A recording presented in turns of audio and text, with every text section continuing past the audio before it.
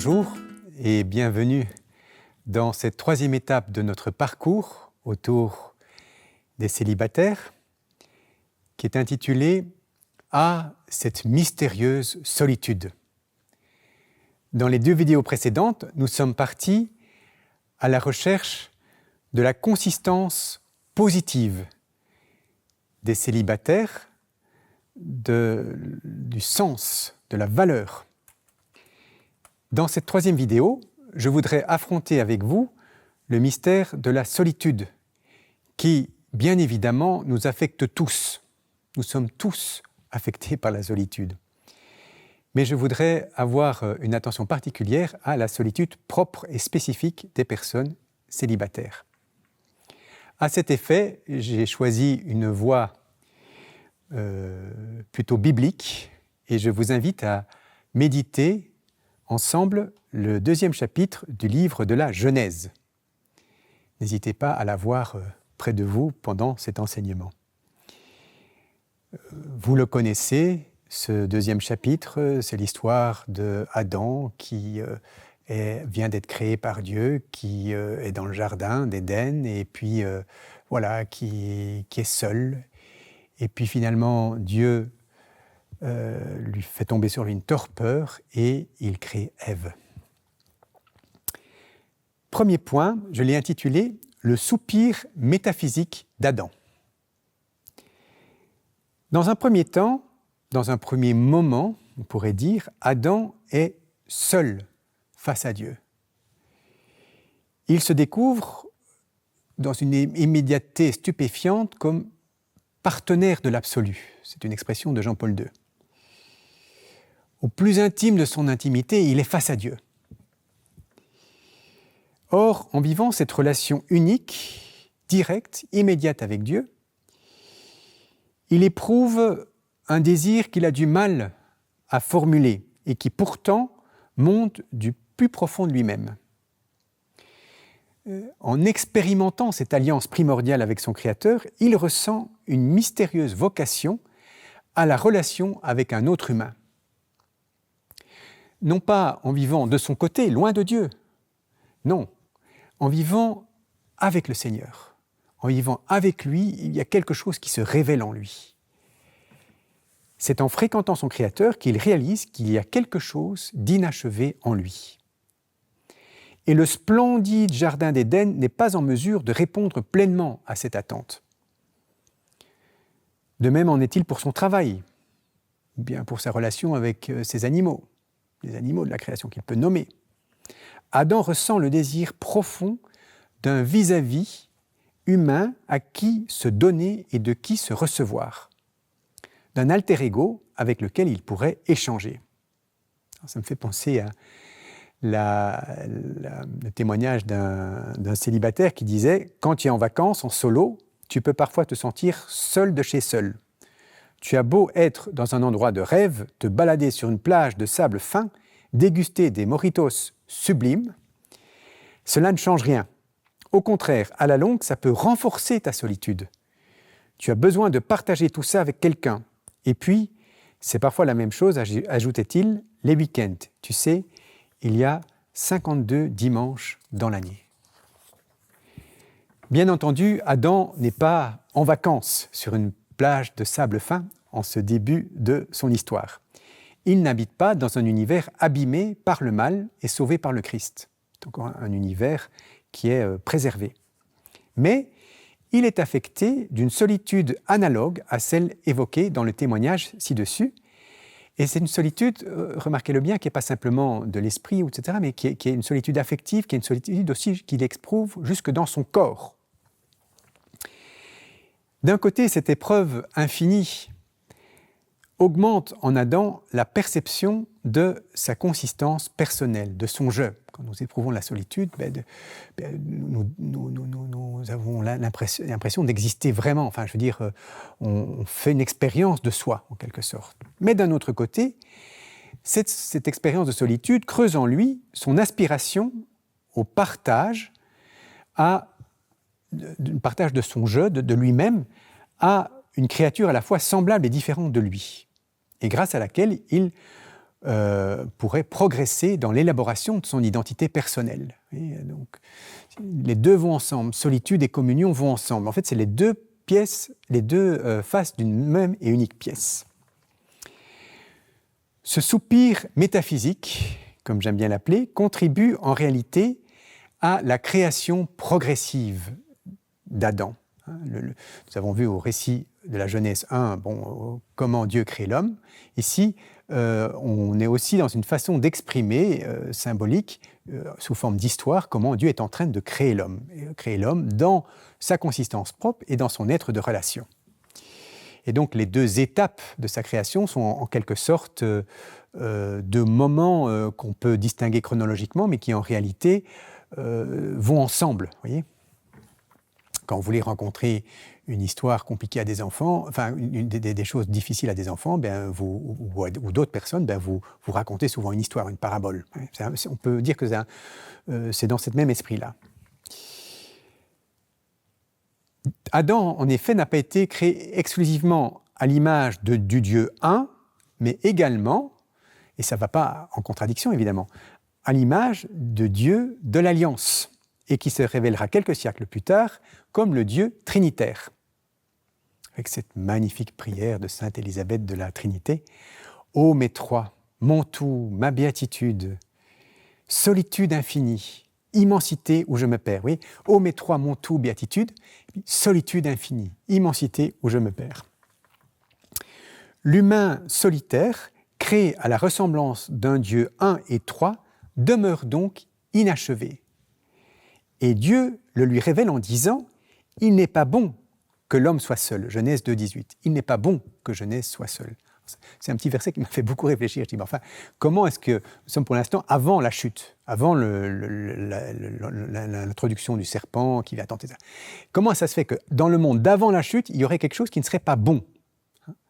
En réalité, ce « il n'est pas bon » ne doit pas être interprété au sens moral du terme, comme s'il y avait de la méchanceté qui était entrée dans le monde, mais au sens « il n'est pas pleinement achevé », la création n'est pas terminée, n'est pas accomplie.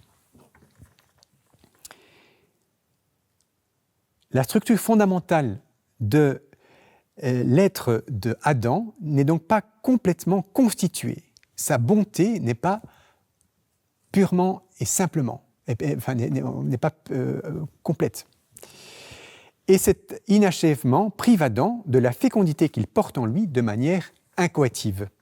La fameuse « soyez féconds, multipliez-vous, emplissez la terre ». Première étape, donc, celle de la solitude d'Adam, le soupir métaphysique d'Adam. Deuxième étape, l'apparition d'Ève. Alors, le Seigneur Dieu fit tomber sur lui un sommeil, donc sur Adam, un sommeil mystérieux, et l'homme s'endormit. Le Seigneur Dieu prit une de ses côtes, puis il referma la chair à sa place. Avec la côte qu'il avait prise de l'homme, il façonna une femme et il l'amena vers l'homme. Je vous cite le très beau commentaire que a fait Pierre le Lombard dans ses célèbres sentences rédigées autour de 1646 et qui rejoint en fait l'exégèse la plus contemporaine. Pierre le Lombard écrit ceci: « Pourquoi Dieu a-t-il créé la femme à partir de la côte d'Adam ? S'il l'avait créée à partir de la tête, donc de son chef, elle aurait été le chef de l'homme et lui aurait été supérieure. S'il l'avait fait sortir de ses pieds, elle aurait été inférieure, elle lui aurait été inférieure. Il l'a fait sortir de sa côte qui abrite son cœur parce qu'elle lui est égale. » Un magnifique commentaire, qui est évidemment bien éloigné des lectures idéologiques qui n'ont pas manqué de fleurir de ce verset. Certains ont parlé de la femme comme une funeste côtelette, le grand Bossuet, pour ne pas le nommer, parler de la femme comme une funeste côtelette. Bon. Voilà. En réalité,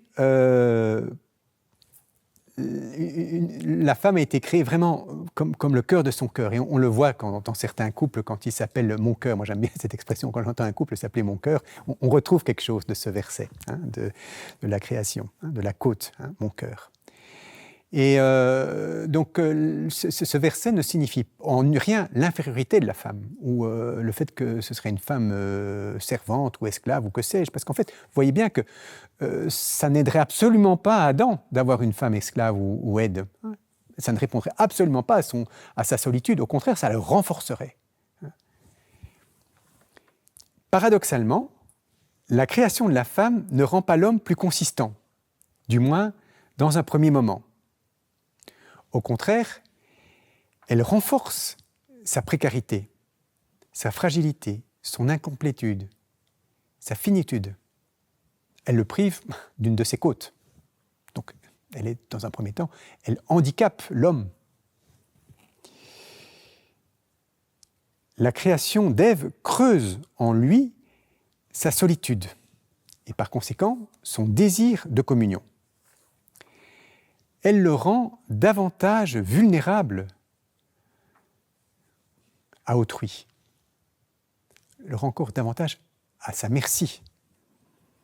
Et ce, pas à l'extérieur de son être, mais dans le noyau intime de ce qu'il est, dans la vie de sa vie.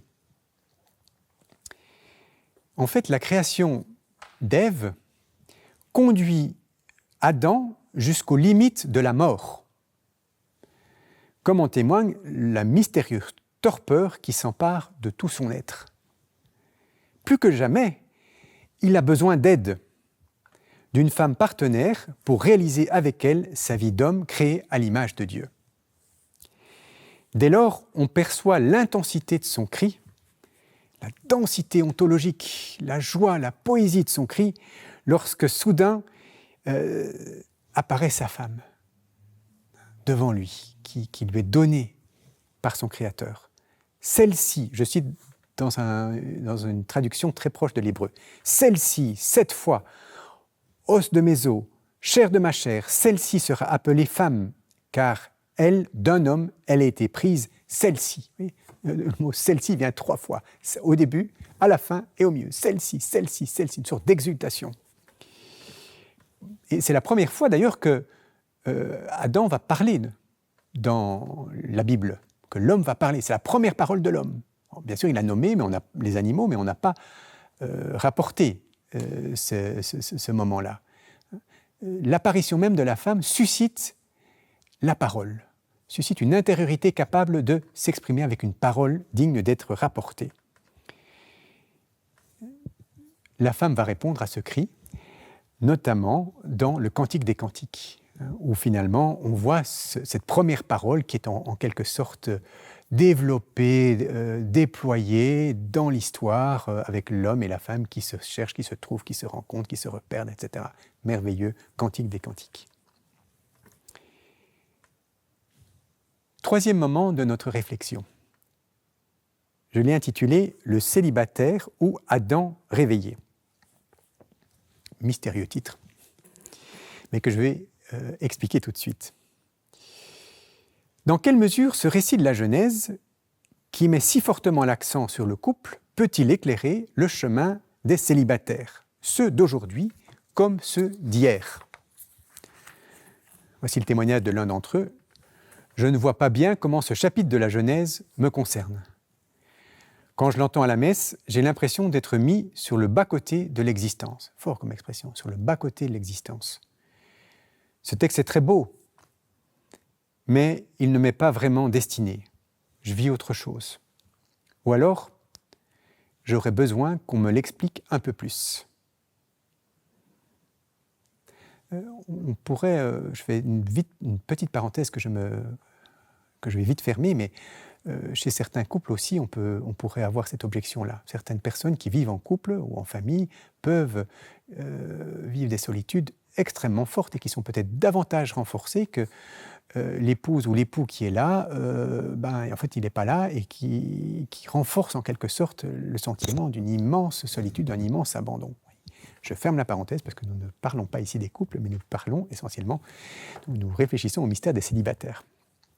Donc la question pour répondre à cette objection qui est sérieuse est la suivante. Peut-on dire que les célibataires sont bloqués dans une sorte de gardiennage de la création, ou pire, plongés dans la torpeur d'Adam, sans perspective de réveil? Sont-ils condamnés à demeurer dans l'inachèvement des origines, sans aide qui leur corresponde? Et la question est assez radicale. Et ce ne sont pas des questions qui sont avant tout théoriques. Elles s'imposent avec toute la force d'une âme et d'un corps sexués faits pour être aimés et pour aimer, non seulement Dieu, mais aussi des créatures semblables à lui. Cette fameuse expression, cette fameuse « seul à table, seul au lit, seul dans la vie, seul avec moi-même ». Alors je ne voudrais pas répondre trop rapidement et trop superficiellement à cette question, qui garderont, me semble-t-il, leur part d'énigme, et ce jusqu'à notre dernier souffle. Je vous propose simplement une piste de réflexion. En fait, je voudrais développer une intuition d'une théologienne américaine que j'ai entendue il y a plus de 25 ans, qui disait elle-même la tenir de Jean-Paul II, mais elle ne trouvait plus dans quel écrit cette intuition se trouvait. Donc voilà, et c'était à l'époque quelque chose qui m'avait beaucoup marqué et que je vous partage bien simplement. Cette théologienne, qui était une femme d'un certain âge, célibataire, posait la question suivante: qui est celle-ci qu'Adam rencontre à son réveil? Une femme, bien sûr, mais plus radicalement, un être humain différent de lui, un autre lui-même. Donc, elle disait ceci, en fait, quand Adam voit Ève s'approcher, il se réjouit d'abord et avant tout de voir quelqu'un d'autre, de différent de lui, qui est à la fois semblable et différent.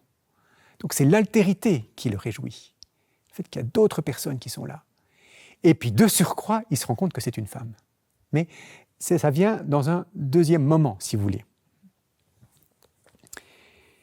Et c'est avec cet autre qu'Adam va pouvoir réaliser sa vocation d'homme et recevoir sa fécondité surabondante, dont nous sommes tous les héritiers. De même, me semble-t-il, pour une personne célibataire. Celle-ci n'est pas privée de la rencontre avec autrui. Bien au contraire, tout au long de sa vie, une personne célibataire peut tisser des liens de communion très beaux, très forts, nouer différentes formes d'alliance avec des vrais amis, avec des vrais amis, avec des frères et des sœurs dans la foi, aussi avec des membres de sa famille, aussi avec des pauvres, et avoir une fécondité bien réelle. Dans ces cas-là, la fécondité est toujours au rendez-vous, d'une façon ou d'une autre. Pas toujours reconnue, bien sûr, pas toujours évidente, mais elle est là avec une puissance que nous percevrons pleinement quand on sera dans l'au-delà. Bien entendu, il ne s'agit pas d'une communion conjugale. Et la fécondité qui en découle n'est pas celle d'une descendance. D'où des souffrances parfois extrêmes qui touchent aux racines mêmes de l'existence, aux raisons mêmes de vivre et d'espérer. Mais, et c'est ça qui est le point qui me semble capital, le célibataire ne vit pas comme Adam avant la création de l'autre. Il ne dort pas non plus indéfiniment dans une torpeur proche de la mort. Malgré l'épreuve métaphysique qu'il traverse, pas peur d'appeler les épreuves traversées comme une épreuve métaphysique, il n'est pas entravé dans la réalisation de sa vocation à ressembler à la Sainte Trinité dans la communion avec autrui. Bien sûr, ça ne passe pas par la communion conjugale, mais il n'y a pas que la communion conjugale dans la vie. C'est facile à dire, bien sûr, mais voilà, c'est quelque chose dont on prend conscience, je pense, avec le temps.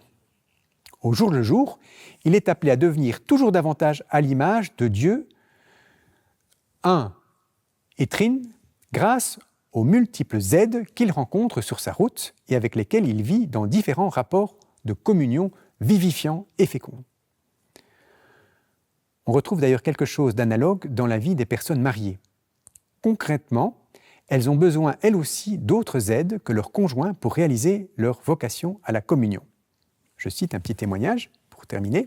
« Mon mari, c'est l'histoire de ma vie avec un grand H. Cela ne veut pas dire qu'il peut répondre à tous mes désirs. ce n'est qu'un homme. C'est une femme qui s'entend très bien avec son mari qui a donné ce témoignage. Je ne veux pas lui mettre cette pression qui nous étoufferait tous les deux.